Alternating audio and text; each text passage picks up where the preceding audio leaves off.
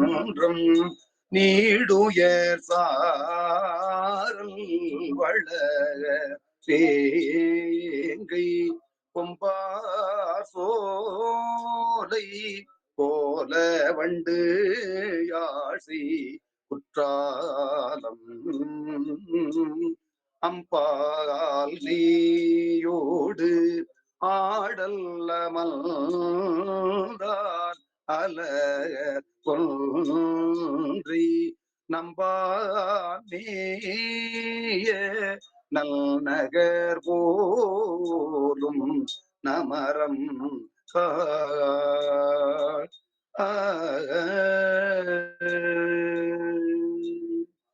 திருச்சிற்றம்பலம். சிவாயம் ஐயா. திருச்சிற்றம்பலம். அடியார் பெருமக்களுக்கு வணக்கம்.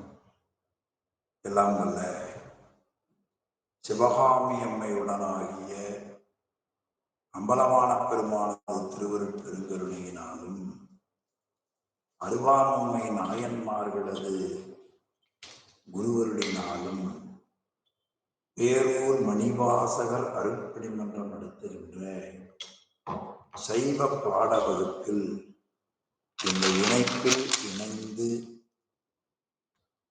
மெய்கண்ட சாஸ்திரங்களில் சில நூல்களை படிப்பதற்குரிய திருவருளை நாம் பெற்றிருக்கிறோம். அதற்கு அருள் செய்த திருவருளையும் குருவருளையும் போற்றி கேட்டே சிவபுண்ணியம் பெறுகிற தொண்டர்களின் திருவடிகளையும் சிறமேல் கொண்டு மனம் மொழி மெய்களாலே வணங்கி. அன்பர்களே, நாம் படிக்கின்ற நூல்களின் உரையாசிரியரும் சைவ பாட வகுப்பினுடைய நெறியாளருமான முதுபெரும்புலவர் முனைவர் சென்னியப்பனார் ஐயா அவர்களினுடைய திருவடிகளையும் நூலாசிரியர் உமாபதி சிவம் அவர்களது திருவடிகளையும் சிறமேல் கொண்டு மனம் மொழி மெய்களாலே வணங்கி மகிழ்வோம். நண்பர்களே, சைவ பாட வகுப்பிலே உமாபதி சிவம் அருளி செய்த 8 நூல்கள். இந்த 8 நூல்கள்ல நெஞ்சுவிடு தூது, போற்றி பகருடை 2 நூல் படித்தோம். அதன் பிறகு திருவருளின் பயன் என்ற அருமையான நூலை படிக்கக்கூடிய வாய்ப்பை இந்த ஜென்மத்திலே நாம் பார்த்தோம். அந்த நூல் நிறைவு பெற்றிருக்கிறது. அதை எப்பொழுதும் நூல் படித்தால் ஒரு பாராயணம் செய்கிற ஒரு மரபை நாம் மேற்கொண்டிருக்கிறோம். அந்த முறையில அந்த நூலை இப்பொழுது பாராயணமாக சிம்பலம் 5வது பக்கம் பாருங்க. நற்குஞ்சரக்கன்று நன்னின் கலைஞானம் கற்கும் சரக்கன்று காண். 7வது பக்கம். அகர உயிர் போல் அறிவாகி நிற்கும் நிகரில் இறை நிற்கும் நிறைந்து. 13 நிலையில முதல் குறள் படித்தோம். அடுத்து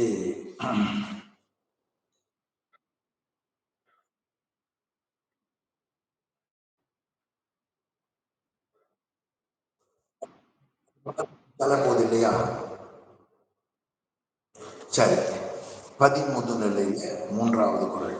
பெருமைக்கும் நுண்மைக்கும் பேரருக்கும் பேற்றின் அருமைக்கும் ஒப்பின்மையான் ஆக்கி. என்ன கொஞ்சம் பக்கமா காமிக்க முடியுமா? போதுங்க. கொஞ்சம் கீழே இருக்குங்க.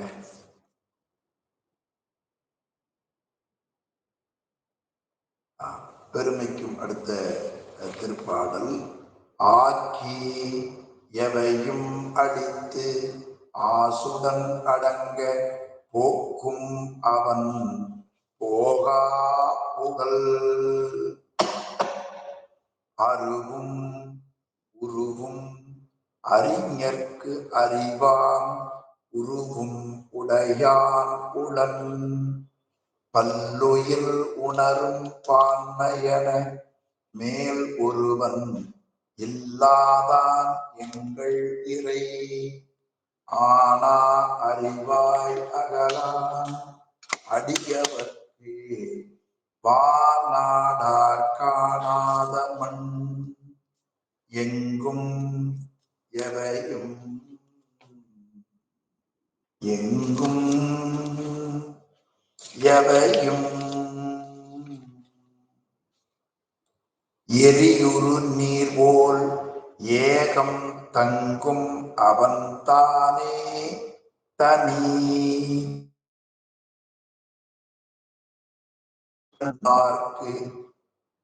நன்னினன் நல்லன் சலமிலன் தேர் சங்கரன் உண்ணும் ஐயம் இடது உணர்வாய் ஓவாது மண்ணு பவம் தீர்க்கும் மருந்து.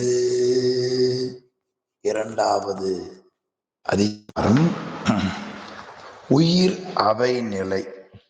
பிறந்த நாள் மேலும் பிறக்கும் நாள் போலும் துறந்தோர் துறப்போர் தொகை.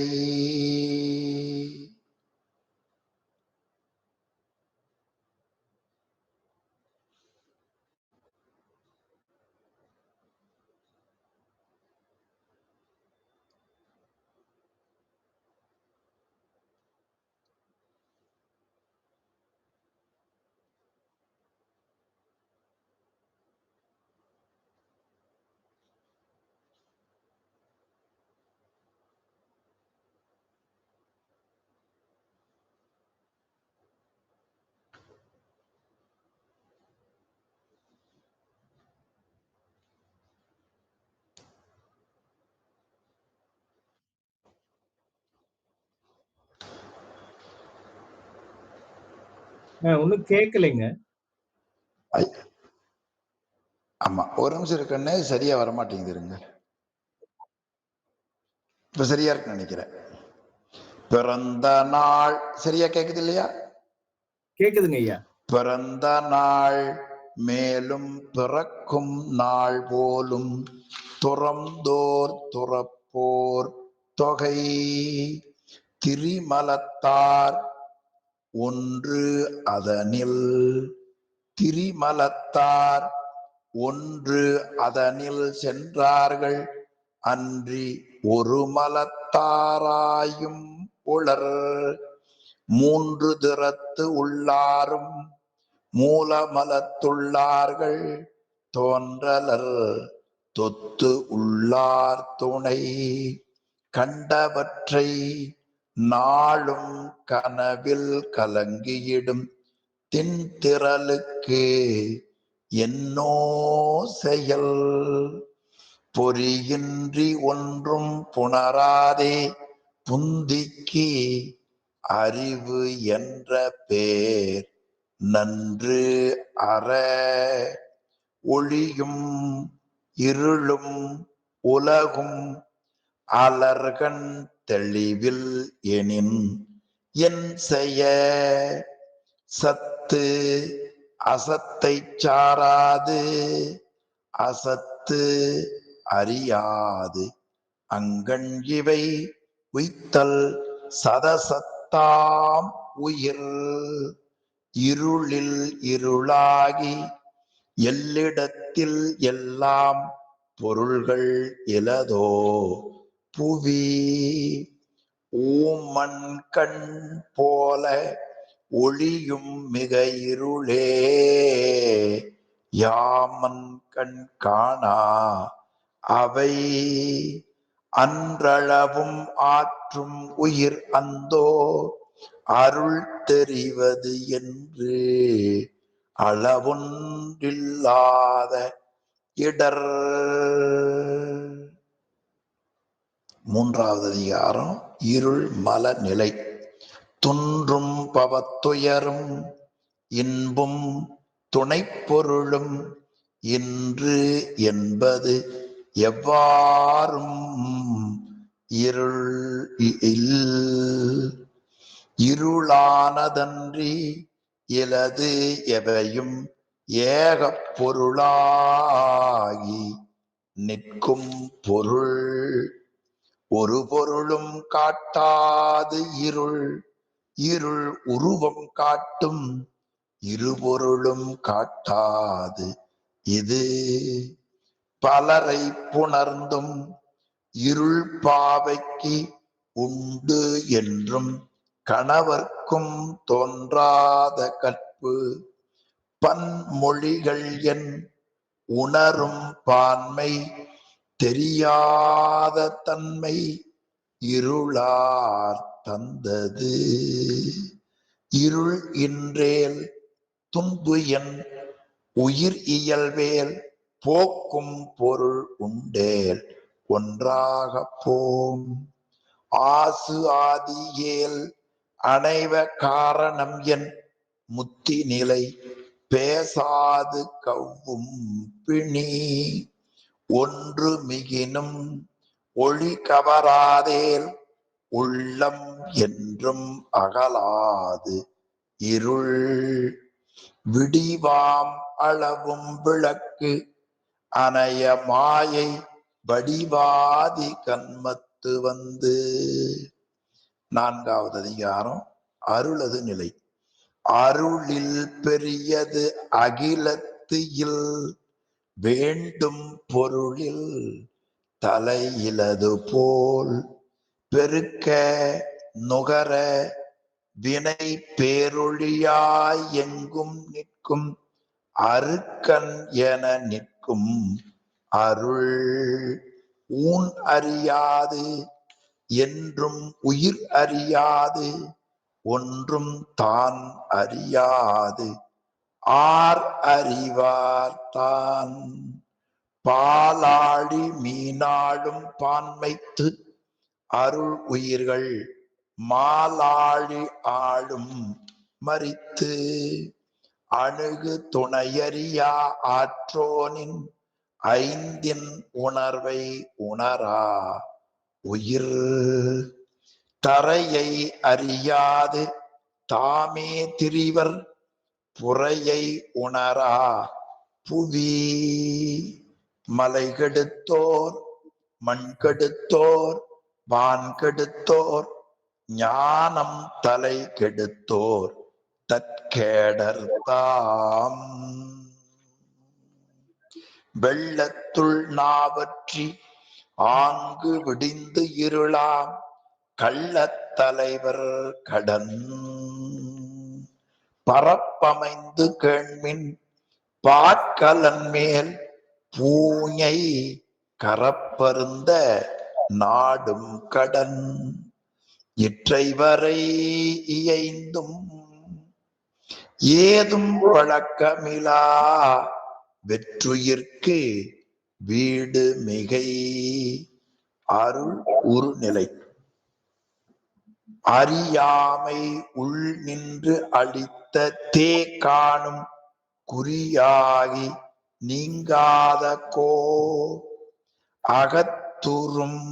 அகத்துரு நோய்க்கு உள்ளினர் அன்றி அதனை சகத்தவரும் காண்பரோதான்.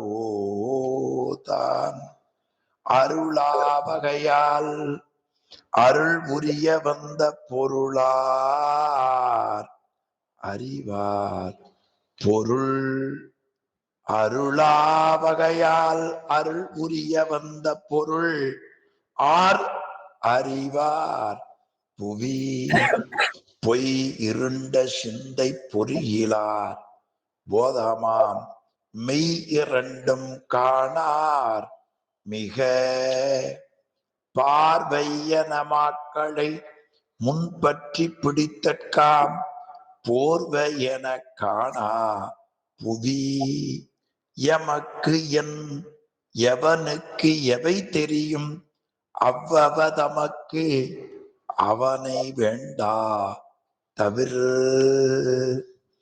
விட நகுலம் மேவினும் மெய்ப்பாவகனின் மீளும் கடனில் இருள் போவது இவன் கண் அகலத்து அருளை ஆக்கி வினை நீக்கும் சகலர்க்கு வந்தருளும் தான் ஆரறிவார் எல்லாம் அகன்ற நெறியருளும் பேரறிவான் வாராத பின் ஞானம் இவன் ஒழிய நன்னியிடும் நற்கல் அனல் பானு ஒழிய படின் அறியும் நெறி நீடும் இருபுனையும் நேராக நேராதல் கூடும் இறை சக்தி கொளல் ஏகன்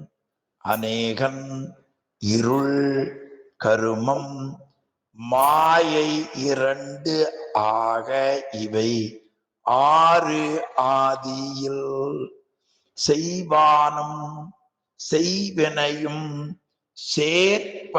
சேர்ப்பயனும் சேர்ப்பவனும் உய்வான் உளன் என்று உணர் ஊன் உயிரால் வாழும் ஒருமைத்தே ஊனோடு உயிர் தான் உணர்வோடு ஒன்றாம் தரம் தன்னிறமும் பன்னிறமும் தானாம்கள் தன்மை தரும் பொன்னிறமாம் புன்னிறம் போல் மண் நிறம் இப்பூ கண் தொல்லை காணும் நெறி கண் உயிர் நாப்பன் நிலை உண்டு இல்லை அல்லது ஒளி புன்செயலில் ஓடும் புலன் செயல் போல் நின் செயலை மண் செயலாக நதி ஓராதே ஒன்றையும் உற்று உண்ணாதே நீ முந்தி பாராதே பார்த்ததனை கழியே மிகு புலனா கருதி ஞான ஒளியே ஒளியா ஒளி கண்டபடியே கண்டு காணாமை காணாமை கொண்டபடியே கொண்டு இரு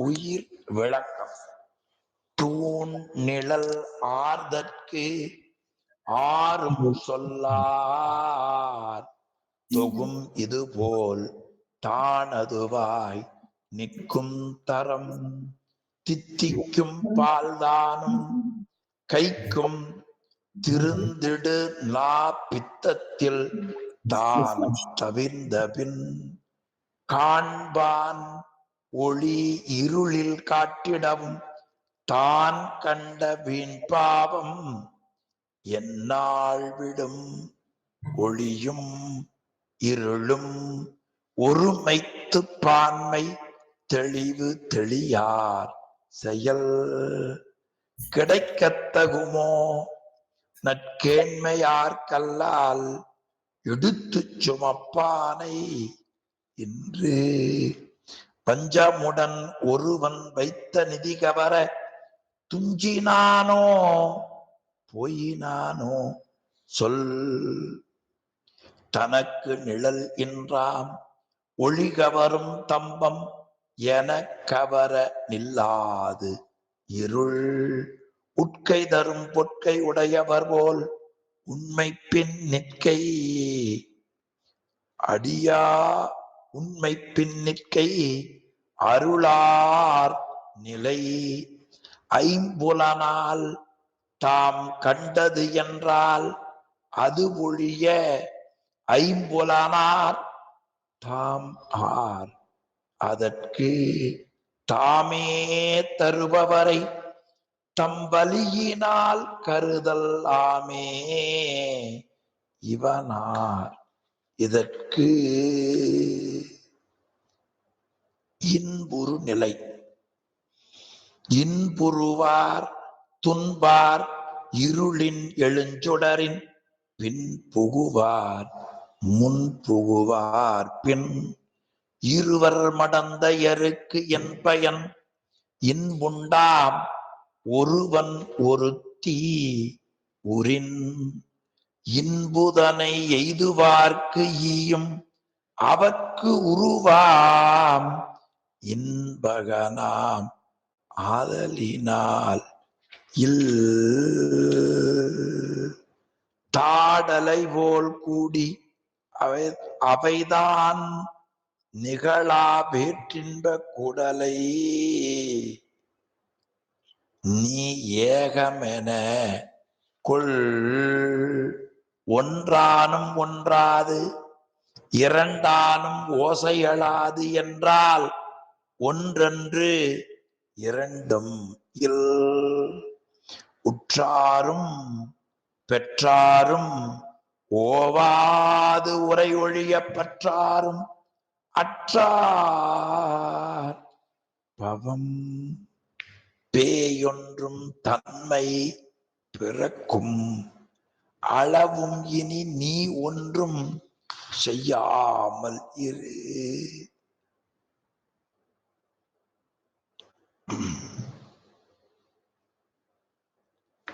நீ ஒன்றும் செய்யாமல் நில். ஒன் பொருட்கள் உற்றார்க்கு உருபயனே அல்லாது கண்படுப்போர் கைப்பொருள் போல் காண். மூன்றாய தன்மை அவர் தம்மின் மிக முயங்கி தோன்றாத இன்பம் அது என் சொல். இன்பில் இனிதன்றல் இன்று உண்டேல் இன்று உண்டாம் அன்பின் நிலையே அது. ஐந்தெழுத்து அருள்நிலை. அருள் நூலும் ஆரணமும் அல்லாதும் ஐந்தின் பொருள் நூல் தெரிய புகின்.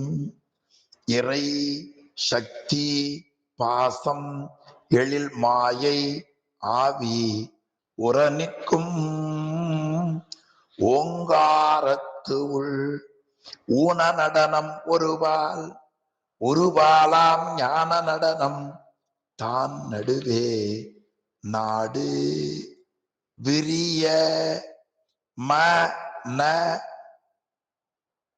யாவை மீளா விடா சித்தம் பெரியவனை தீரில் பெரும் மாலார் திரோதம் மலம் முதலாம் மாறுமோ மேலாசி மீளா விடின். ஆதாரம் ஆராதி ஆதாரம் அந்தோ அது மீண்டும் பாராது மேல் ஓதும் பற்று. சிவ முதலே சேருமேல் தீரும் பவம் இது நீ ஓதும்படி வா சீவை அருளி. யாவை வாழ்விக்கும் ஆக வா சி அருளி யாவை வாழ்விக்கும் மற்றதுவே ஆசில் உருவமுமாம் அங்கு. ஆசின் நாப்பண் அடையாது அருளினால் ஆசி இடை நிற்கை வழக்கு. எல்லா வகையும் இயம்பும் இவன் அகன்று நில்லா வகையை நினைந்து ஓங்குணர்வின் உள்ளடங்கி உள்ளத்துள் இன்படங்க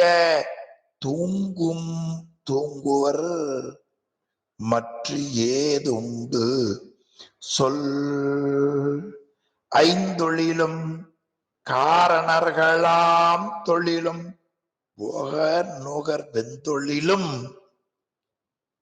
மேவார் மிக மிக எல்லாம் அறியும் அறிவுறினும் இங்கிவர் ஒன்று அல்லாது அறியார் அற புலன் அடக்கி தம் முதல் கண் புக்குருவர் போதார் தலன் நடக்கும் ஆமை தக அவனை அகன்று என்கின்றாம் ஆங்கவனாம் எங்கும் இவனை எழுந்து உண்டாதல்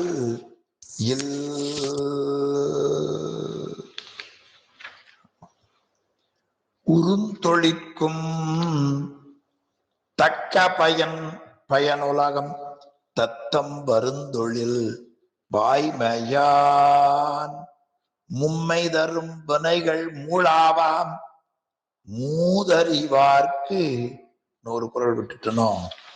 ஆமா. ஏன்ற வினை உடலோடு ஏகும் இடையேறும் வினை தோன்றில் அருளே சுடும் மும்மை தரு வினைகள் மூளாவாம் மூதறிவார்க்கு அம்மையும் இம்மையேயாம். கள்ளத் தலைவர் துயர் கருதி தம் கருணை வெள்ளத்து அலைவர் மிக ஆக 10 அதிகாரங்களையும் முழுமையாக பாராயணம் செய்யக்கூடிய மிகப்பெரிய சிவபுண்ணியத்தை எல்லாம் வல்ல பரம்பொருள் நமக்கு இன்று கருணையோடு வழங்கி இருக்கிறது. நாம் நேரடியாக நடத்துகிற சைவ பாட வகுப்பிலேயும் சென்னை வகுப்பிலேயும் நம்முடைய வகுப்பிலேயும் பாடம் முடிந்ததும் ஒரு முறை முற்றோதல் செய்தால் நல்லாயிருக்கும் என்று குருவருளும் திருவருளும் உணர்த்த நாம் திருவருட்பயன் என்கிற மிகச்சிறந்த நூலை பாராயணம் செய்யக்கூடிய மிகப்பெரிய சிவபுண்ணிய வாய்ப்பை நாம் பெற்றோம். அதற்கு அருள் செய்த திருவருளையும் குருவருளையும் நீள நினைந்து அவருடைய திருவடிகளை சென்னிமேல் கொண்டு திருவருட்பயன் நூலாசிரியர் உரையாசிரியை மீண்டும் வணங்கி உங்களையும் வணங்கி இந்த திருவருட்பயன் சிந்தனை வகுப்பை இந்த அளவில நிறைவு செய்வோம். அடுத்த அன்பர்களே, உமாபதி சிவம் அருளி செய்த நூல்கள் 8 நூல்கள்ல ஒன்று சிவப்பிரகாசம் என்கிற நூல். சிவப்பிரகாச நூல் ரொம்ப சிறந்த நூல். அது என்ன காரணம் என்று பெரியவர்கள் ஒரு வகையாக நமக்கு காட்டி சென்றிருக்கிறார்கள். அதாவது நம்முடைய மெய்கண்ட சந்தானத்தில முதலாவதாக போற்றக்கூடிய நூல் சிவஞான போதம்.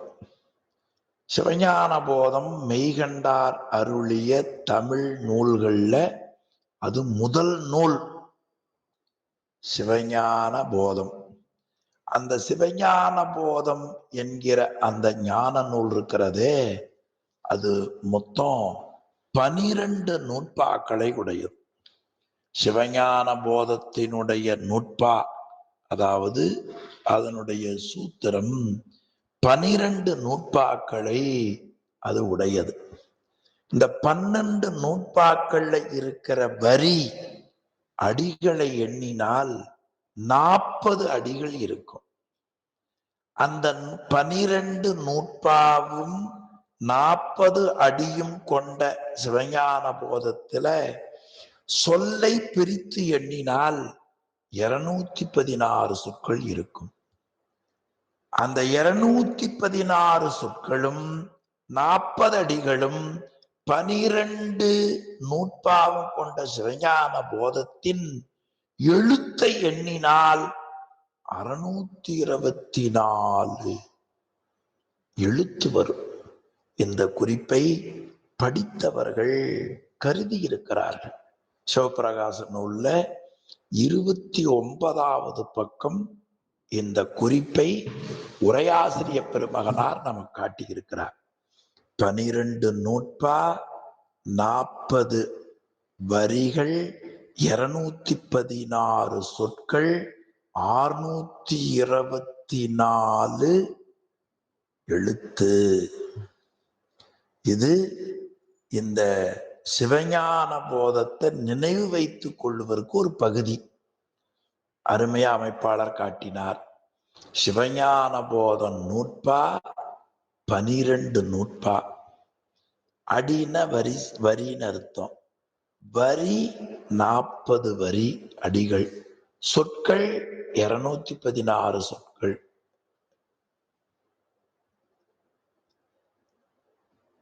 எழுத்து 624. அப்போ இந்த 624 எழுத்தும் 216 சொற்களால் அமைந்ததும் 40 அடிகளை கொண்டதும் 12 நூற்பாவுமான சிவஞான போதம் உரை பாட்டு வடிவில கொடுத்தார்கள். அப்படி பாட்டு வடிவில சிவஞான போதத்திற்கு உரை கொடுத்தவர் அருள்நந்தி சிவாச்சாரியார். அருள்நந்தி சிவாச்சாரியார் செய்த நூல் சிவஞான சித்தியார் 20. அந்த சிவஞான சித்தியார் 2ஆ பிரித்தார். ஒன்று பரபக்கம், இன்னொன்று சுபக்கம். பரபக்கம் என்கிற நூல்ல இருக்கிற செய்யுள் கூட்டுத்தொகை 301. இனி சுபக்க செய்யுளுடைய கூட்டு எண் 328. ஆக பரபக்கம் 301, சுபக்கம் 328, கூட்டுத்தொகை சிவஞான சித்தியார் 629 செய்யுள். ஏறத்தாழ சிவஞான போத ஓர் எழுத்திற்கு சிவஞான சித்தியார் ஒரு பாட்டு என்ற முறையில் அது பாட்டாக விரிவாக பாடியிருக்கிறார்கள். ஆக இந்த சிவஞான சித்தியார் நூல் எழுவதற்கு காரணம் என்ன என்றால், சிவஞான போதம் விரிந்த கருத்தை சுருங்கிய அளவிலே தன் அகத்தே கொண்டிருக்கிறது. ஆனாலும் அதை ஆரம்ப நிலையிலே படிப்பவர்கள் அந்த நூலை படித்து புரிந்து கொள்வதற்கு சிலர் சிரமப்படுவார்கள், பலர் படித்து விடுவார்கள். அதற்காக என்ன செய்தார், அதை கொஞ்சம் மக்கள் விரிவா தெரிந்து கொள்ள வேண்டும் என்று அது மாறாமல் அந்த நூலை அருள்நந்தியார் கொடுத்தார். பின்னால வந்தவர் உமாபதி சிவம். அவர் சிவஞான போத நூலையும் சிவஞான சித்தியார் நூலையும் நன்கு படித்தார். இன்னும் சாதாரணமான மக்களுக்கு கொஞ்சம் விளக்க வேண்டும் என்று கருதி கொஞ்சம் முயன்று அந்த 2 நூல்ல சொல்லப்பட்ட கருத்தை சிவப்பிரகாசம் என்று ஒரு நூல் செய்தார். அதனால் சைவ உலகில மெய்கண்ட சாஸ்திரம் என்பது சிவஞான போதம் முதல் நூல், சிவஞான சித்தியார் வழி நூல், சிவப்பிரகாசம் புடை நூல் அல்லது சார்பு நூல் என்று சொல்லுவார்கள். இந்த விளக்கம் பக்கம் 3 நமக்கு சொல்லப்பட்டிருக்கிறது. ஆக சிவஞான போதம் முதல் நூல், இங்கேயும் அமைப்பாளர் காட்டுகிறார். சிவஞான போதம் முதல் நூல், சிவஞான சித்தியார் வழி நூல், சிவப்பிரகாசம் சார்பு நூல் அல்லது புடை நூல் என்றும் சொல்லுவார்கள். இது திருவிளங்க தேசியர் என்ற ஒரு உரையாசிரியர் கூறியதாக நம்முடைய உரையாசிரியர் முதுபெரும் புலவர் அருளியிருக்கிறார். ஆக சிவப்பிரகாசம் என்பது சிவஞான போதத்திற்கும் சிவஞான சித்திக்கும் சார்பு நூலாக புடை நூலாக உமாபதி சிவத்தால் செய்யப்பெற்றது. இது இன்னும் கொஞ்சம் விளக்க பின்னால நூல்ல நாம் படித்துக் கொள்வோம். இதுல பலவிதமான சிறப்புகள் விரிவா காட்டி இருக்கிறார். அதுல ஒரு சிறப்பை சொல்லுகிறார் நம்முடைய உரையாசிரியர். சிவஞான போதத்திற்கு ஒரு விரிவான உரை வந்தது. அது சிவஞான போத பேருரைன்னு பேர். வடமொழியில பாடியம் என்று சொல்லுவார்கள், மாபாடியம். அந்த மாபாடியத்திற்கு தமிழ்ல பொருள் பேருரை. தோத்திரத்துல பெரிய புராணத்திற்கு மாபாடியம் பேருரை செய்தவர் சிவகவிமணி திருமிகு சுப்பிரமணிய முதலியார் ஐயா அவர்கள். சிவஞான போதத்திற்கு பேருரை செய்தவர் மாதவ சிவஞானிகள், சிவஞான முனிவர். மாதவ சிவஞானி, சிவஞான முனிவர். அந்த சிவஞான போதத்துல உரை எழுதுகிற பொழுது சிவப்பிரகாச பாடல்களையே அதிகமாக மேற்கோள் காட்டியுள்ளார். காரணம், மக்கள் புரிவதற்கு எளிமையாக இருக்கிறது என்று நாம் எண்ணலாம். இந்த சிவப்பிரகாசம் என்ற சொல் சிவபெருமானுடைய அருள் உள்ளத்துல விளங்கி தோன்றுதல், சிவப்பிரகாசம்னு பேர். இந்த சொல்லாட்சி முதல்ல திருமந்திரத்திலேயே திருமூல தேவர் நமக்கு காட்டியிருக்கிறார். அதை பதிப்புரையில உரையாசிரிய பெருமகனால் காட்டியிருக்கிறார். அன்றிய பாச இருளும் அஞ்ஞானமும் ஞான சிவப்பிரகாசத்தால் சென்றிடும். ஆக சிவப்பிரகாசம், அந்த இறைவனுடைய கருணை ஒளி முகுகிற பொழுதுதான் பாச இருளும் அஞ்ஞானமும் நமக்கு போகும். அது எப்படி போகும்? இந்த சிவப்பிரகாச நூலை படித்தாலே உங்களுக்கு இருக்கிற அறியாமை தொலையும், அஞ்ஞானம் நீங்கும் என்று அந்த பதிப்புரையில அழகாக மேற்கோள் காட்டி இருப்பதை நாம் பார்க்கிறோம். மேலும் ஒரு நூலை நாம் வாழ்க்கையில கடைபிடிக்க எடுத்து கொள்ளுவோமானால் அந்த நூல் வழியாக நாம் பெறக்கூடிய செய்தி என்ன, அந்த நூலை படிப்பதால் நமக்கு என்ன தெளிவு கிடைக்கும் என்று ஒரு சிந்தனையை உமாபதி சிவம் செய்கிறார். பொதுவா நூல் படிக்க வேண்டும். அதிலேயும் எந்த நூலை படிப்பது? மிக பழமையான நூல் என்று சொன்னால் அதை படிப்பதா, அல்லது குறைந்த காலத்துக்கு முன் தோன்றிய நூல்களை படிப்பதா என்று ஒரு ஆராய்ச்சியை காட்டுகிறார். பழைய நூல் என்பதற்காக அதை எடுத்துக்கொள்வதற்கோ, புதிய நூல் என்பதற்காக அதை விட்டு விடுவதோ செய்யக்கூடாது. பழைய நூலாக இருந்தாலும் புதிய நூலாக இருந்தாலும் பதி பசு பாச உண்மைகளை சொல்லுமானால் அந்த நூலை நாம் வாசிக்கலாம். இது ரொம்ப சிறந்த கருத்துங்க. அதை அவையடக்கத்திலேயே பகுதியில காட்டுறார் சிவப்பிரகாச ஆசிரியர் உமாபதி சிவம். பதிப்புரையிலையும் ஆசிரியர் காட்டியிருக்கிறார்.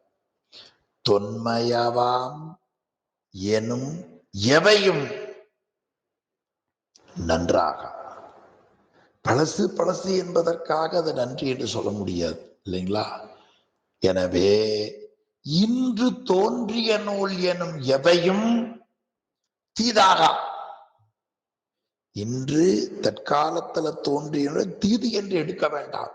அப்ப எந்த நூலை எடுத்துக்கொள்வது என்பதை பற்றி நம்முடைய சிவப்பிரகாச நூல்ல ஆசிரியர் காட்டுகிறார். ஆக பதி பசு பாச உண்மைகளை சொல்லக்கூடிய நூல் புதிதாக இருந்தாலும் பழையதாக இருந்தாலும் எடுத்துக்கொள்ளலாம். பேச்சாளரும் கூட அப்படித்தான். ரொம்ப பழமையான பேச்சாளர் என்றால் அவர் பதிபசு பாச உண்மைகளை மக்களுக்கு சொல்லக்கூடிய அந்த நிலையை பெறாவிட்டால் பழைய பேச்சாளராக இருந்தாலும் அந்த பேச்சு பயனில்லாமல், புதிய இளைஞர்களாக வந்திருக்கிறவர்கள் மேடையிலே பேசத் தொடங்குகிறார்கள் என்றால் அவர்களது பேச்சிலே பசு பாச உண்மைகள் பற்றிய செய்திகள் வருமானால் அந்த பேச்சை, சொற்பொழிவை நாம் கேட்கலாம். நாட்டு மக்களிடத்திலே அதை கொண்டு செலுத்தவும் செய்யலாம் என்று இந்த சிவப்பிரகாசத்துல உரையாசிரியர் கொண்ட ஒரு சிறந்த கருத்தை நமக்கு அமைத்து கொடுத்திருக்கிறார். இந்த சிவப்பிரகாசம் விருத்தப்பாவுல அமைந்தது. 100 பாடல்களை கொண்டது. அதுல முதல் பாட்டு காப்பு செய்யுள் என்று பெயர். விநாயக பெருமானிடத்துல முதல்ல வழிபாடு செய்தல். காப்பு என்றால் இந்த நூல் பாதுகாப்பாக முடிக்க விநாயகரிடத்துல பொதுத்தன்மையாக வேண்டியது. நமக்கு மெய்கண்ட சாஸ்திரங்கள் 14 நூல்கள்ல சிவப்பிரகாசத்துல விநாயகர் காப்பு என்ற இந்த ஒரு பாடல்தான் கட்டளைக்கலை துறையில அமைந்திருக்கிறது. தரவு கொச்சகலிப்பான்னு பேர். அதுக்குரிய கட்டளைகளோடு இந்த பாடல் ஒரு முறை படிச்சிருவோம். ஒளியான திருமேனி உமிழ்தானம் மிகமேவு கழியார வரும் யானை களல் நாள் மரபாம அழியாளும் மலர் தூவும் அடியார்கள் உளமான வெளியாகும் பலிதாய் வினை கூட் நினையாவே. ரொம்ப அற்புதமான பாட்டு. ஒளியான திருமேனி. சிவப்பிரகாசம்ங்கிற நூல்ல முதல் பாடல் ஒளி, அது பிரகாசம், இது ஒளி என்று தொடங்குகிறது. நடராஜர் பாட்டு அப்படிதான் தொடங்குகிறது. ஒளியான திருமேனியை உடையவன்.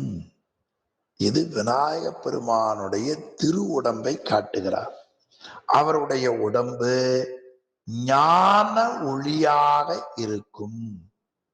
அவருடைய உடம்பு அழகான உடல். விநாயகருடைய உடம்பு ரொம்ப அழகு. யானை முகம், 2 தந்தம், பெரிய காது, பான வயிறு, குட்டி கால். அப்ப விலங்கு முகம், மனித உடம்பு, பூதங்களின் கால்கள். விநாயகருக்கு நம்மள மாதிரி கால் கிடையாது. விநாயகருக்கு குட்டையான கால். உடம்பு மனித உடம்பு, ஆனா வயிறு பெரிய வயிறு, பானை வயிறு. முகம் யானை முகம். உலகத்துல யானையை பார்த்து வியக்காதவர்களே கிடையாது. ஆக மனித உடம்பு, விலங்கு முகம், பூதகணங்களின் கால்கள். இப்படி ஒரு அவருடைய வடிவம். எனவே அந்த வடிவம் அழகான உடலை உடையது. இனி அவருடைய உடம்பிலே இருந்து ஞானமாகிய மத நீர் பொழிந்து கொண்டே இருக்கும். அதை சொல்லுகிறார். உமிழ் தானம் மிக மேவும் களியார வரும் யானை களல். ஆமா, மிகுந்த மகிழ்ச்சியோடு அந்த மனநிறைவு பொருந்த விநாயகனை யார் தியானம் பண்ணுகிறார்களோ அவர்களுக்கு முன்பாக எழுந்தருளக்கூடிய பெருமான் விநாயக பெருமான். அவர் யானை, யானை முகத்தை உடைய பெருமான். நம் உரையாசிரியர் அடிக்கடி சொற்பொழிகளை சொல்லுவார். சந்தனத்திலேயும் விநாயகர் வருவார், சாணியிலையும் விநாயகர் வருவார். இந்தியாவில் தமிழ்நாட்டில் பிள்ளையார் பிடிச்சி வைக்கிறதுனா மஞ்சள்ல பிடிச்சி வைப்பாங்க, சந்தனத்துல பிடிச்சி வச்சுப்பாங்க, சில இடங்கள்ல சாணியில பிடிச்சி வைப்பாங்க.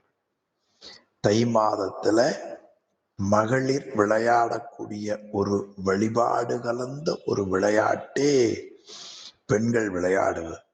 அது நிலாச்சோறு மாத்துறதுன்னு சொல்லுவாங்க.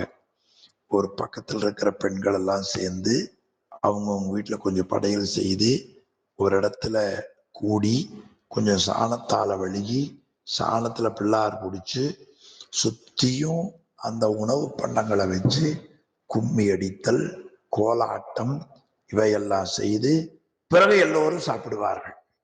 அதுல நடுவால சாணியை பிடிச்சு வைப்பாங்க. அந்த விநாயகர் தினமும் ஒண்ணு வைப்பாங்க. கடைசி நாள் எல்லா விநாயகரையும் கொண்டு போய் நீர்த்தேக்கங்கள்ல ஓடுகிற தண்ணியில கரைத்து விடுவார்கள். இதுதான் நமக்கு விநாயகர் வழிபாடு. எனவே அந்த விநாயக பெருமான் அழகான உடம்பும் அருள் மதம் பொழிகின்ற நீரும் உடையவன். அவனுடைய வடிவத்தை மகிழ்ச்சி பொங்க யார் வழிபடுகிறார்களோ அவர்களுக்கு இறைவன் வெளிப்பட்டு தோன்றுவான். சரி, எப்படி வழிபட வேண்டும்? வாங்க வாங்க வாங்க வாங்க என்றா இல்ல, நம்ம மக்களை வேணா அப்படி வாங்கன்னு கேட்கலாம். சாமிய பூவை வச்சுதான் வர வைக்கணும். அப்புறம் தான் எல்லாரும் இப்ப பொக்கை வச்சு வர வைக்கிறாங்க.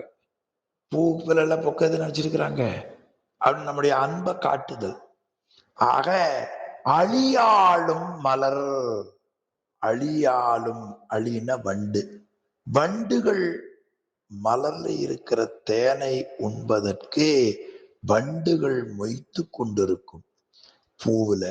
அந்த வண்டுகள் மொய்த்து கொண்டிருக்கக்கூடிய மலரை கையில் எடுத்து விநாயக பெருமானுடைய திருவடியில வைக்க வேண்டும். அப்படி பூ வைக்கிற பொழுது இந்த பூ இருக்குது பாருங்க, இப்படி எடுத்து இப்படி விசிறப்படாது. இப்படி சில பேர் கோவில்கள்ல தெரியாம செய்வார்கள். அந்த பூவை எடுத்து அப்படி மெல்ல அப்படி தூவி விடும். பூ வீசுறதுன்னு இல்லை, பூ தூவுதல். அத நம்முடைய திருமுறைகள்ல அழகாக பாடல் சொல்லுது. ஆக பூ கை தூவி எழுதல், தொழுது தூமலர் தூவி அழுது காமுற்று என்று அப்பர் தேவாரம். எனவே அதை தூவுதல், மலர் தூவுதல். தூவுதல்னா கையில பூ வச்சுக்கணும். அப்படி கையை விரிச்சிங்கன்னா அப்படி போல போலணும். நீங்க பல இடங்கள்ல மேல அரிசி மணமக்களுக்கு தூவாங்க, அப்படி மெல்ல பொல போடும். அது மாதிரி விநாயக பெருமானுக்கு மலரை அவர் திருவடியில வைக்க வேண்டும். அந்த மலர் எப்படி இருக்க வேண்டும்?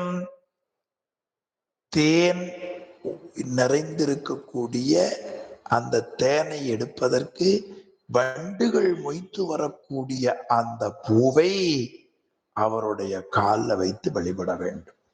மலர் தூவும் அடியார்கள், அந்த அடியார்களினுடைய உள்ளம் வெளியாகும். அறியாமையால் மூடப்பட்டிருக்கிற அந்த உள்ளம் திறந்த ஞான வெளியாக மாறும். அப்பொழுது உயிரின் அறிவை மயக்கக்கூடிய அந்த வினை, அது வலிதாய வினை, விநாயகரை மலர் கொண்டு பூசிப்பவரிடத்திலே வந்து அவரை தொந்தரவுபடுத்தாது, துன்பம் கொடுக்காது. வலியதாய வினை கூட நினையாவே, அது நம்மளை புரிந்து இருக்காது என்று முதல் பாடல் ரொம்ப சிறந்த பாடல்ல காட்டியிருக்கிறார். ஆக இந்த திருப்பாடலுடைய திரண்ட கருத்து ஞான ஒளியும் அழகான உடலையும் அருள் பொழிகின்ற மத நீரையும் உடையவர். அவரை மகிழ்ச்சி பொருந்த வழிபாடு செய்ய வேண்டும் என்று மனதில் தியானிப்பவர்கள் அடியார்கள் அவர்கள் முன்னால எழுந்தருளுகிற பெருமான் விநாயக பெருமான். எப்படி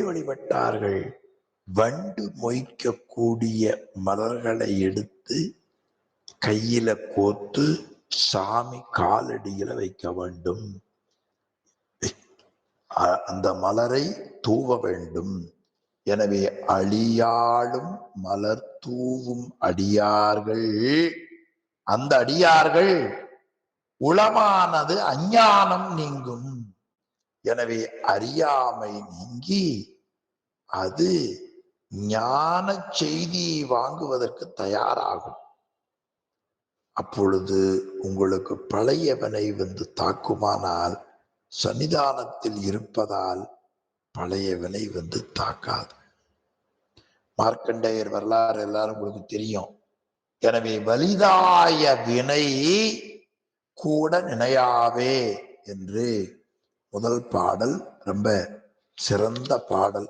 இது முதல்லேயே விநாயக பெருமான் தோத்திரம் பார்ப்பதில் நற்குஞ்சரக்கன்று நன்னில் கலைஞானம் கற்கும் சரக்கன்றுகான் என்று திருவருட்பயன்ல நாம் படிச்சிருக்கோம். அதுக்கு மேற்கோளா நச்சினார்க்கினியர் ஒரு உரையாசிரியர் எழுதியிருந்தார். அதை உங்களுக்கு நான் நினைவூட்டினேன். குழு புறந்தருதல் குஞ்சரத்தின் இயல்பே. குழு புறந்தருதல் குஞ்சரத்தின் இயல்பே என்று முன்னமே படிச்சிருக்கிறோம். குழு என்பது அடியார்கள் குழு. அந்த அடியார்களை காப்பாற்றுவதுதான் விநாயக பெருமானுக்கு இயல்பு என்று நச்சினார்க்கினியர் உரையின் மூலமாகவும் நாம் பார்த்தோம். எனவே விநாயக பெருமான் ஞான வடிவானவன், அருள் பொழிகின்ற மதநேரை உடையவன். அவனுடைய திருவடியை வண்டுகள் மொய்க்கக்கூடிய மலரை கொண்டு மலரை தூவி யார் வழிபடுகிறார்களோ அவர்களுக்கு உள்ளம் இருள் நீங்க பெற்று அருள் தன்மை உடையதாக ஆகும். அந்த ஞான விநாயகருடைய திருவருள் இன்று கலந்து கொண்ட எல்லோருக்கும் கிடைக்க வேண்டும் என்று சொல்லி அந்த விநாயகருடைய திருவடியை பூசிப்பதற்கு, புறத்தே பூசிப்பதற்கு 8 மலர்கள், அகத்தே பூசிப்பதற்கு 8 மலர்கள். இந்த ரெண்டும் சுவாமி உரையாசிரியர் அகப்பூசைக்கு இருக்கக்கூடிய மலர்களை மிக அருமையாக இந்த நூல்ல காட்டியிருக்கிறார். பக்கம் 6வது பக்கம் அந்த பட்டியல் நாம பார்க்கலாம். இறைவனுக்கு 2 திருவடி, ஒன்று ஞான சக்தி, இன்னொன்று கிரியாசக்தி. அதுல அகப்பூசைக்குரிய மலர்கள் ஒரு பட்டியல் பாருங்க. அன்பு, பூசையில ரொம்ப முக்கியம் அன்பு. ஆமா, அப்புறம் எப்படி நான் பூஜை பண்றேன்னு கேக்குறீங்களா? அன்பில்லாம அவரை பூசிக்க பூசிக்க பூசிக்க, அவரை வாசிக்க வாசிக்க வாசிக்க அவர் மேல நேசம் தானே வரும். எனவே அன்பு. அடுத்து ஒன்று சொன்னார், கொல்லாமை. இறை வழிபாட்டில் இருப்பவர்கள் எவ்வளவு முடியுமோ அவ்வளவு கொல்லாமையை மேற்கொள்ள வேண்டும். கொல்லான் புலால் மறந்தானை கைகூப்பி எல்லா உலகும் தொழும் என்று வள்ளுவரும் காட்டுகிறார். எனவே கொல்லாமை. அடுத்து பொறியடக்கம். நம்முடைய காது, தோல், கண்ணு, வாய், மூக்கு இவையெல்லாம் ஒரு எல்லைக்குள்ள அடங்கி இருக்க வேண்டும். வாய்மை, அது சொல்லுல இருக்கக்கூடிய சுத்தம். பொறைனா அகழ்வாரை தாங்கும் நிலம் போல தன்னை இகழ்வாரை தாங்கும் நிலை, அது பொறை. அடுத்து அருள். ஆமா, அன்பு, அருள். அன்பு என்பது தொடர்புடையாரிடத்துலதான் வரும், பழகிய இடத்துலதான் வரும். அருள் என்பது எல்லா உயிர்களின் மேலையும் கருணையுடையது. அதனாலதான் காந்தியடிகள் கொள்கை சொல்லுவார்கள், உங்களுக்கு எல்லாருக்கும் தெரியும். காந்தியடிகளுடைய கொள்கை கடையவனின் கடைத்தேற்றம். கடையவனின் கடைத்தேற்றம். சைவத்துடைய கொள்கை கடையவைகளின் கடைத்தேற்றம். இப்ப காந்தியடிகள் குறை கிடையாது, கடையவனின் கடைத்தேற்றம். முதல்ல மக்கள் மனம் மாற வேண்டும். இது கடையவன். அப்பொழுதுதான் கடையவைகளாக இருக்கக்கூடிய அக்ரணை பொருள்கள் மேல அவனுக்கு அன்பு வரும் என்று காந்தி கூறினார். எனவே கடையவைகளின் கடைத்தேற்றம் தான் சைவத்தின் கொள்கை. அதுதான் அருள் என்று பெயர். எல்லோரும் வேலையும் சரி அடித்து அறிவு ரொம்ப முக்கியமான ஒன்று. அறிவு எதனால வரும்னு கேட்டாங்க. அறிவு அறிதலால் அறிவு. திருக்குறள்ல பொருட்பால்ல முதல்ல இருப்பது இறை மாட்சி அதிகாரம், 2வது அதிகாரம் கல்வி, 3வது அதிகாரம் கல்லாமை, 4வது அதிகாரம் கேள்வின்னு வைத்தார். அப்ப கல்வி, கல்விக்கு பிறகு கல்லாமை, பிறகு கேள்வி. கல்விக்கு பயன் எழுத வந்த உரையாசிரியர் கல்விக்கு பயன் அறிவுன்னு எழுதினார். சரி, கல்வி முதல்ல, கல்விக்கு பிறகு கல்லாமை, அதாவது கல்லாமல் இருந்தால் என்ன இடையூறும் வைத்தார். அந்த கல்லாமைக்கு பிறகு கல்வியின் வற்புறுத்துதலை காட்டுவதற்காக 2 அதிகாரம் சொல்லிவிட்டே 3வது சொன்னார் கேள்வி. படிக்க முடியாவிட்டாலும் கூட ஞான நூல்களை படித்தவரிடத்திலே அந்த நூலை பற்றி நேரம் கிடைக்கிற பொழுதெல்லாம் கேட்டு கேட்டு கேட்டு தெரிந்து கொள்ள வேண்டும். எனவே கேள்வி வைத்தார். இந்த கேள்விக்கு பிறகுதான் அறிவு வரும். எனவே அறிவுடைமை என்று வைக்கிறார். ஆக அறிவு. அதன் பிறகு தவம். தவமாவது சிவபெருமானையே பூசிப்பது. இந்த முறையில அக பூசைக்குரிய மலர்கள் மாவாடியத்திலே இருந்து உரையாசிரியர் பெருமகனார் மிக அழகாக நமக்கு காட்டியிருப்பதை பார்க்கிறோம். இப்படியாக அந்த விநாயக பெருமானுடைய திருவருள் நாம் அன்றாடம் பூசிக்கூடிய அறிவை எல்லாம் வல்ல பரம்பொருள் நமக்கு அருள் புரிய வேண்டும் என்று வேண்டி விநாயக பெருமானை நாம் வழிபட்டு விடுவோம். மீண்டும் அந்த பாடலை ஒரு முறை படிச்சிருவோம். ஒழியான திருமேனி உமிழ்தானம் மிகமேவும் கழியார வரும் யானை களல் நாளும் மறவாமல் அழியாளும் மலர் தூவும் அடியார்கள் உளமான வெளியாகும் வலிதாய வினை கூட நினையாவே. இனி அடுத்த பாடல் நடராஜ பெருமானுக்குரிய பாடல். ரொம்ப சிறந்த பாடல். நடராஜ பெருமான் யார் என்பதை நாம் முதல்ல படிச்சிருக்கிறோம். உண்மை விளக்கம். அந்த உண்மை விளக்க நூல்ல மனவாசம் கடந்தால் 6 தத்துவம் ஏது, ஆணவம் எது, மாறாவினை ஏது, மற்றவற்றின் வேறாக நான் ஏது நீ ஏது என்ற பாடல்ல நாதன் நடம் ஏது என்று காட்டினார். நாதன் இறைவன், அவனுடைய நடனம் அதுதான் நடராஜர் வடிவம். அவன் 5 எழுத்து வடிவமாக நடனம் செய்கின்றான்.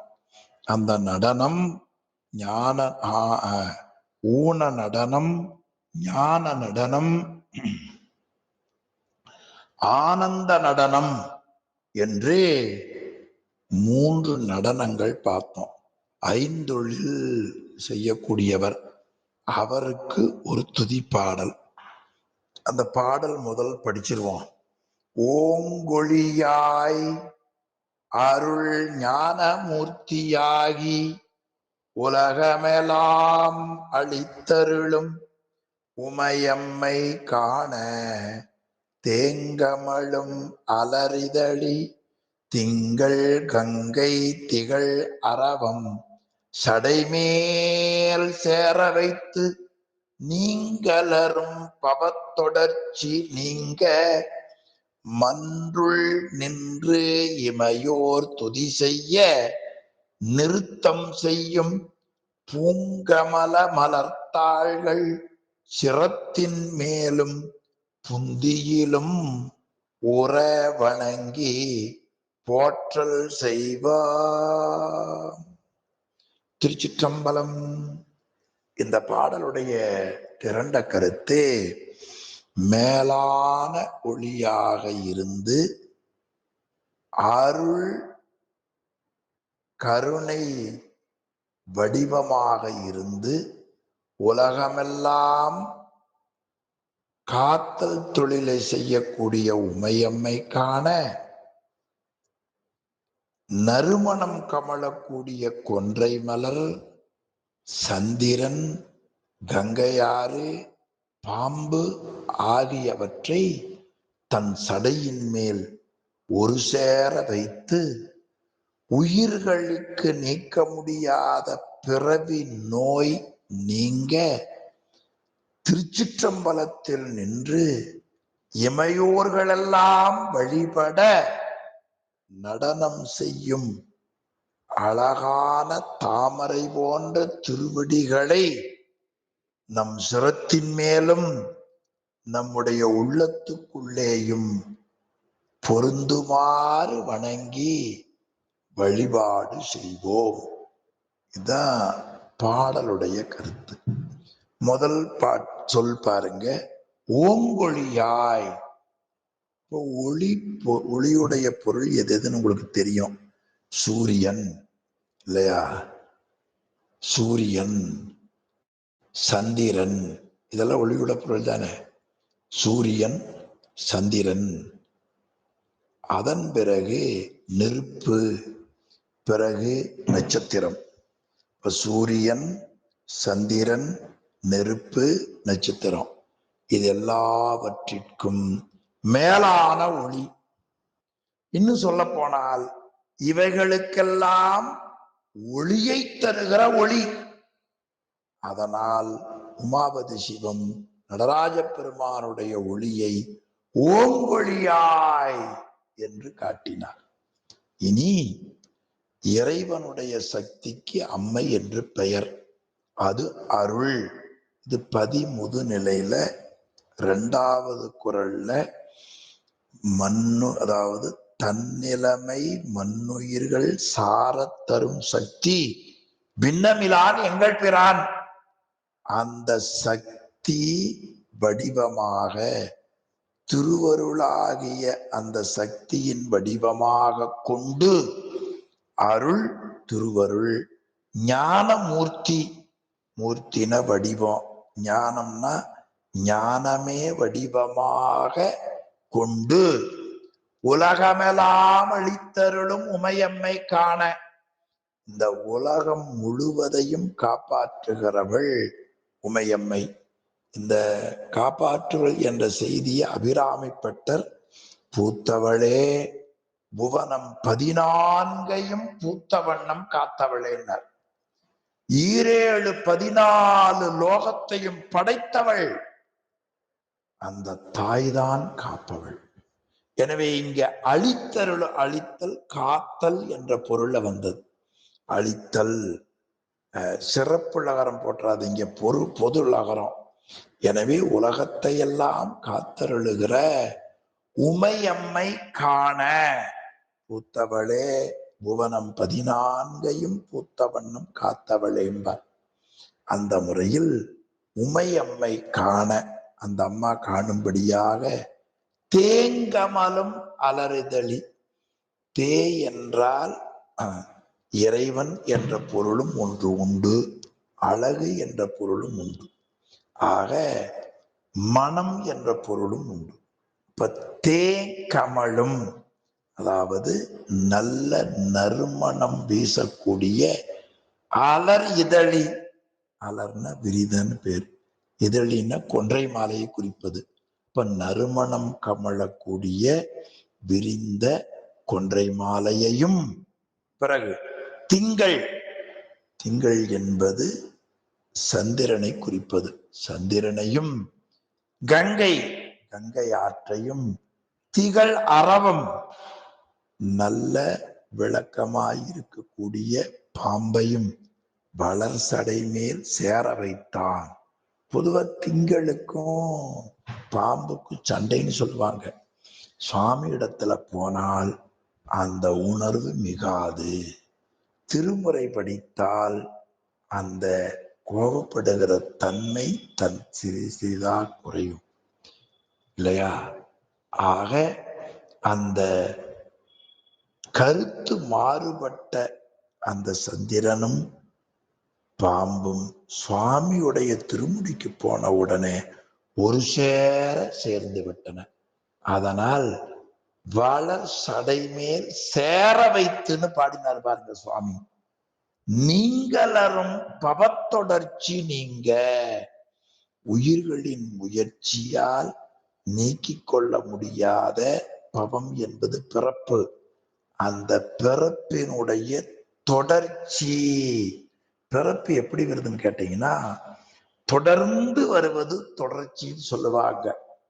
அது நமக்கு பரிமேலழகர் உரையில போனீங்கன்னா, மலர் கற்றதனாலாய பயன் என்கொள் வாலறிவன் நற்றாள் தொழார் எனின்.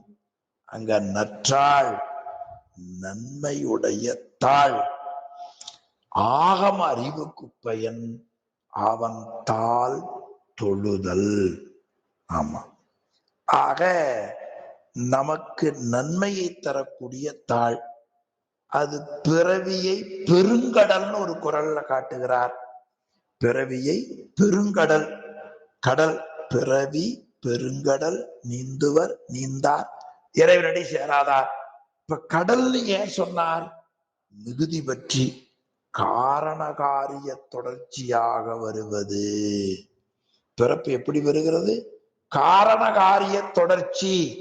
அந்த சொல் பாருங்க அப்படியே, நீங்களரும் பவத்தொடர்ச்சி. நீங்க மன்றுள் நின்று, திருச்சிற்றம்பலத்துல நின்று இமையோர் துதி செய்ய, தேவர்கள் எல்லாம் வணங்க. தேவர்கள் ஏன் வணங்கினார்கள்? நம்மை காட்டிலும் கொஞ்சம் அறிவுடையவர்கள். அவர்களுக்கு என்ன அறிவு? சிவபெருமானை வழிபாடு செய்ய வேண்டும் என்ற தெளிவு. எனவே அந்த தெளிவுடையவர்கள் வணங்கி இருக்கிற நிலையில் நடனம் செய்தார். இறைவனை இமையோர்கள் துதி செய்தார் என்பதற்கு ஞானசம்பந்தர் தேவாரத்துல ஒரு நல்ல பாட்டு. சுவாமி அம்மை இடத்துல ஞான பாலை கொண்டு கொடுத்தாங்க, குடிச்சார். உடம்ப பெற்ற அப்பா வந்தார், யார் கொடுத்த பாலை குடிச்சார்? விமானத்தை பார்த்து ஒரு பாட்டு பாடினார், தோளுடைய சிவியன். அதன் பிறகு சுவாமி ஞானசம்பந்தர் அங்க கருவறைக்குள்ள போறார். அங்க போன உடனேதான் தேவர்கள் தொழுது இருந்ததை பார்த்து ஒரு பதியம் பாடுகிறார். அத்தக்கேசி பண்ண அழகா பாடுறார். இமையோர் தொழுதேத்த உமையோடு இருந்தானே. இதான் அந்த பதியத்தினுடைய மகுடம். இமையோர் தொழுதேத்த உமையோடு இருந்தானே. தேவாரத்துல அப்படியே சாஸ்திரத்துக்கு வாங்க, இமையோர் துதி செய்ய நிறுத்தம் செய்யும், நடனம் செய்யக்கூடிய அந்த பெருமானுடைய திருவடி பூங்கமல மலர்த்தாள். நடராஜருடைய திருவடி என்ன சொல்றாரு உமாபதி சிவம்? பூங்கமல மலர்த்தாள். உமாபதி சிவம் நடராஜ பெருமான பூசிக்கிற புண்ணியத்தை பெற்றவர். சுவாமிக்கு அபிஷேகம் பண்றது, சுவாமிக்கு ஆடை சாத்துறது, அவரு காலெல்லாம் ஒற்றாட வச்சு விட்டுது தெரியும் அவருக்கு.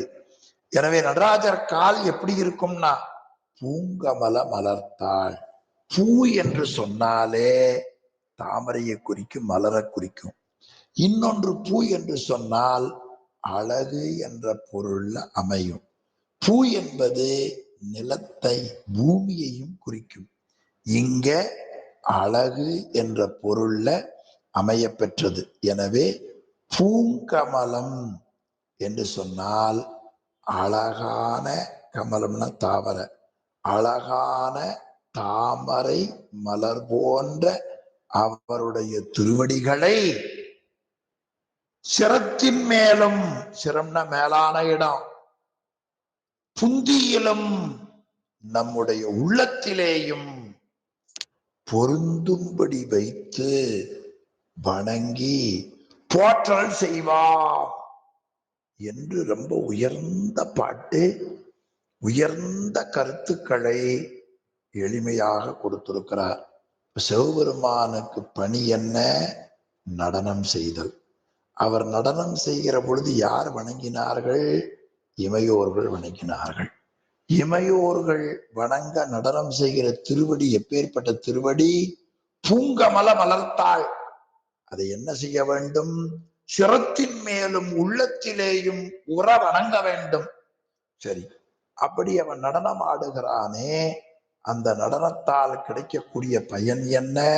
நீங்களரும் பவத்தொடர்ச்சி நீங்க, உயிர்களின் முயற்சியால் நீங்கிக் கொள்ள முடியாத காரண காரிய தொடர்ச்சியாகிய வரக்கூடிய பிறப்பு நீங்க வேண்டும் உயிர்களுக்கு என்று நடனம் செய்கிறார்.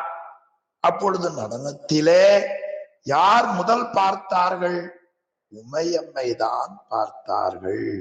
எனவே அருள் ஞான மூர்த்தமாக நடனமாடுகிற பெருமானை உலகமெல்லாம் அளித்தருளும் உமையம்மை கண்டார்கள். அவர் எப்படி இருப்பார்?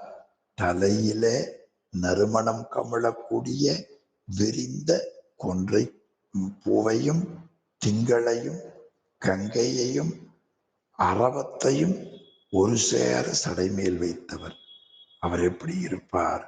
ஓங்கொழியாக இருப்பார் என்று நடராஜ பெருமானுடைய அந்த கருணையை அப்படியே ஒரு திருப்பாடல்ல உமாபதி சிவம், ஏன்னா அவர் தான் தினமும் நடராஜாவை பூசிக்கிற புண்ணியத்தை பெற்றவர். அதனால் அவரே அந்த தாளை பத்தி தெரியும்.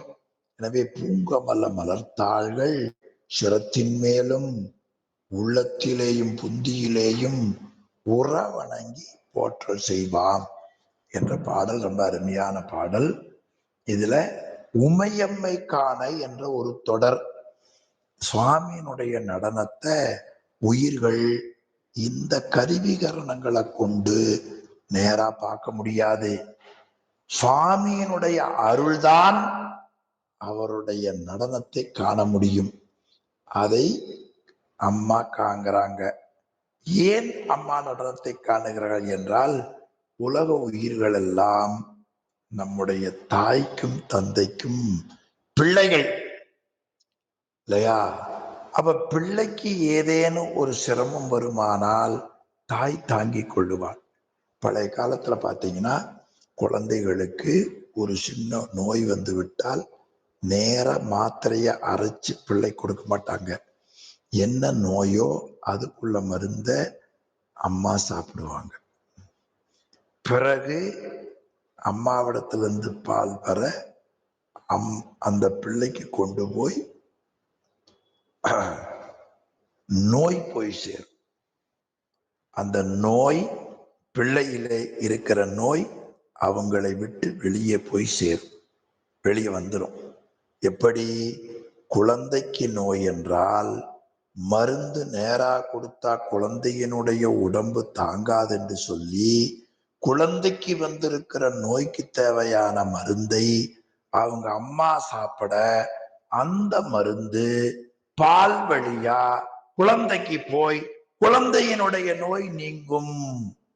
அதுபோல ஆணவமாகிய அறியாமையின் மூலம் பிறவி நோயால் பந்திக்கப்பட்டிருக்கிற நமக்கு இறைவனுடைய அருள் அம்மை வழியா வந்து அவர் திருக்கண் நோக்கத்தால் அது நமக்கு போகும். இந்த கருத்தை ரொம்ப அருமையா குமரகுருபரர் ஒரு பாடல்ல காட்டுகிறார். அது உரையாசிரியர் நமக்கு காட்டி இருக்கிறார். இத்தொழில் ஐந்தும் மெய்த்தொழில் ஆக. சுவாமி ஆடுகிற அந்த பஞ்சகிருத்தியம் உயிர்கள் மெய்மைத்தன்மையை பெற. சரி, அந்த நடனத்தை யார் பார்க்கிறாங்க? உமையம்மை. அது ஏன் உமையம்மை பார்த்து பிறகு நமக்கு வருகிறது? அதற்கு காரணம் சொல்லுகிறார்கள். பாலூன் குளவி பசுங்குடர் புராதன நோயூன் மருந்து தாயுண்டாங்கு. அதை போல மண்ணுயிர் தொகுதிக்கு இன்னருள் கிடைப்ப. உலக உயிர்களுக்கு இனிமையான அருள் கிடைக்கும் பொருட்டு அம்மா அதை பார்க்க பிறகு உயிர்களுக்கு வழங்குகிறார்கள் என்று பல கருத்துக்கள் அமைந்த ஒரு திருப்பாடல் இந்த நடராஜ பாடல். மீண்டும் ஒரு முறை படித்து விடுவோம்.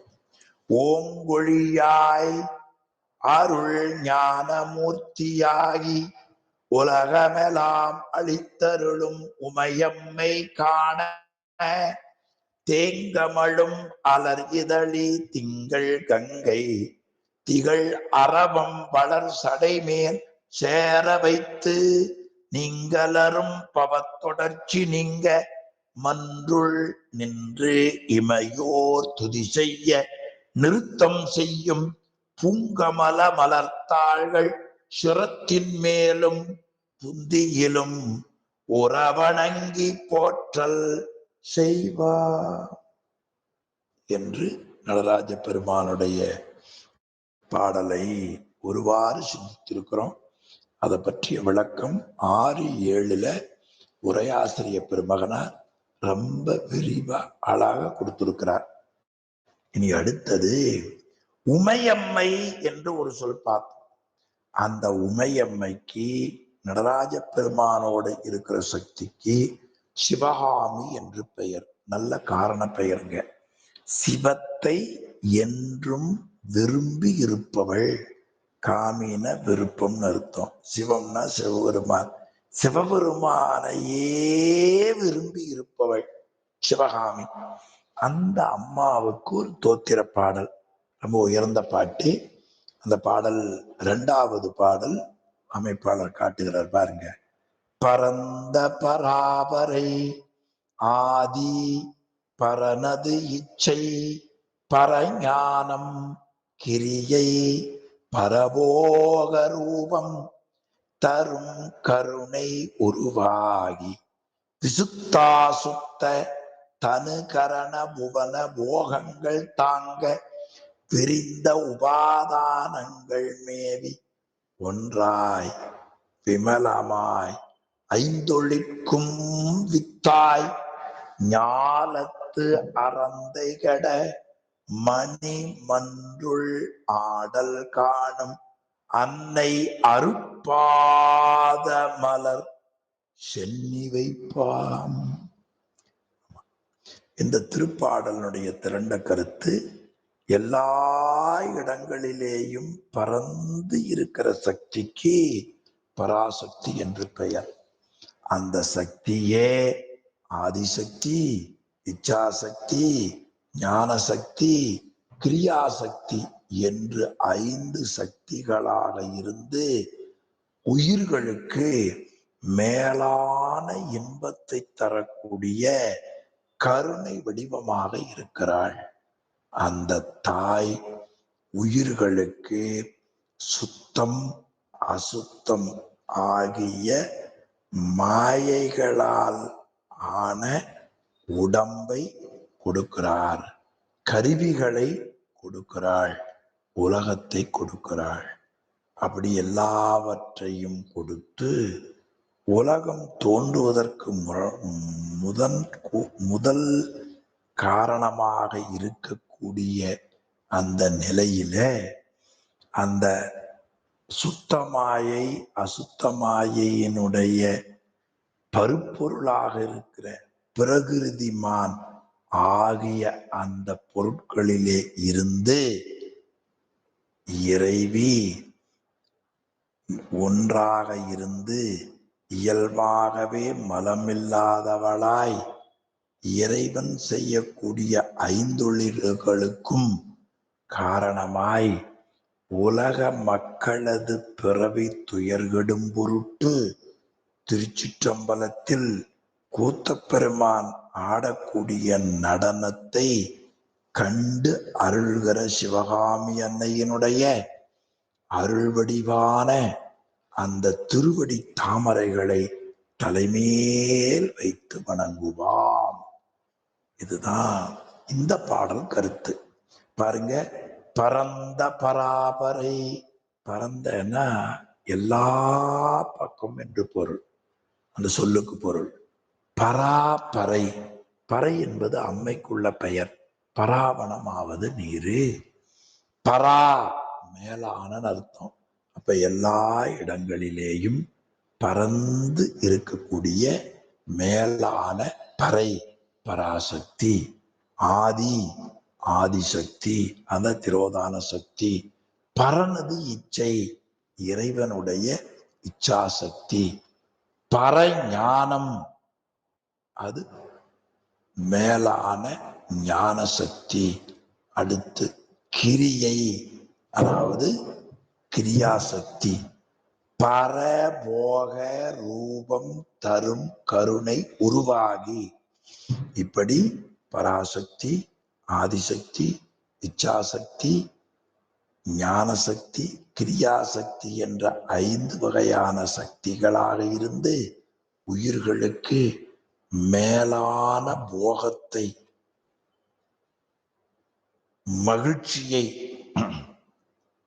தருவதற்கு ஏற்ப கருணை வடிவமாக இருந்து சுத்தம் தூய்மை, விசுத்தம் மிக தூய்மை, அசுத்தம் அது அசுத்தமாயை, சுத்தமாயை அசுத்தமாயை, அதிலே இருந்து உயிர்களுக்கு தனு கரண புவன போகம். தனுன உடம்பு, கரணம்னா உறுப்பு, போகம் என்பது உலகத்துல இறைவன் படித்து கொடுத்திருக்கிற நிலை. அவைகளை எல்லாம் தாங்க விரிந்த உபாதானங்கள் மேவி. உபாதானம்னா இந்த உலக பொருள்கள் தோன்றுவதற்கு காரணமாக இருக்கக்கூடிய மாயை. அந்த மாயை தான் உங்களுக்கு 3 சொன்னேன். சுத்தமா அஸ்தமாய், சுத்தமாய் அஸ்தமாய் பிரகிருதி மாயை.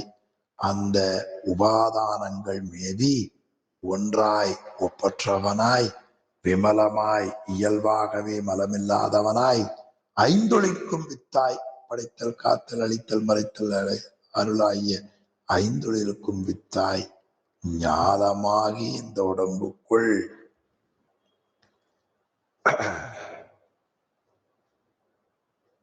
அந்த 5 வித்தாய் 5 தொழில்களுக்கும் ஆதாரமாயிருந்து ஞாலத்து அறந்தைகட. ஞாலம் என்பது உலகம். உலகத்தில் இருக்கிற மக்களுக்கு அறந்தையின துன்பம், அறந்தைகட பிறவி துன்பம் நீங்க மணி மன்றுள் ஆடல் காணும் அன்னை. அங்க முதல் பாட்டுல உமையம்மை காணன் தொடங்கினாரா, இங்க மன்றுள் ஆடல் காணும் அன்னை அருள் பாதமலர் சென்னி வைப்பாம். நடராஜ பெருமானுக்கு சொல்லுகிற பொழுது பூங்கமல மலர்த்தாள்கள் சிரத்தின் மேலும் புந்தியிலும் உறவணங்கி போற்றல் செய்வாம். அம்மைக்கு சொல்லுகிற பொழுது அன்னை அருட்பாத மலர் சென்னி வைப்பாம் என்று நாம் சென்னியப்பனார் ஐயா அவர்களின் திருவடிகளையும் அந்த செல்லும் தமிழை கேட்க புண்ணியம் செய்த உங்கள் திருவடிகளையும் நூலாசிரியர் திருவடிகளையும் நினைந்து போற்றி இந்த அளவில் இன்றைய வகுப்பை நிறைவு செய்வோம். சிவாய நம. திருச்சிற்றம்பலம். ஐயா ஓதுவாமூர்த்தி ஐயா, வகுப்பை நிறைவு செய்தருடன் பெருமானே. சிற்றம்பலம். வாழ்க அந்தணர் வானவரானினம் வீழ்க தழ்பூனல் வேந்தனும் ஓங்குக ஆழ்க தீயதெல்லாம் அறநாமனே சூழ வையகமும் துயர் தீர்கவே. திருச்சிற்றம்பலம். தென்னாடுடைய சிவனே போற்றி. எந்நாட்டவர்க்கும் இறைவா போற்றி. உரையந்தாய் போற்றி. பாகம் பாகம் பெண்ணொரு ஆனாய் போற்றி. காவாய் கனகத்திரளே போற்றி. கைலை மலையானே போற்றி போற்றி. திருச்சிற்றம்பலம். திருச்சிற்றம்பலம்.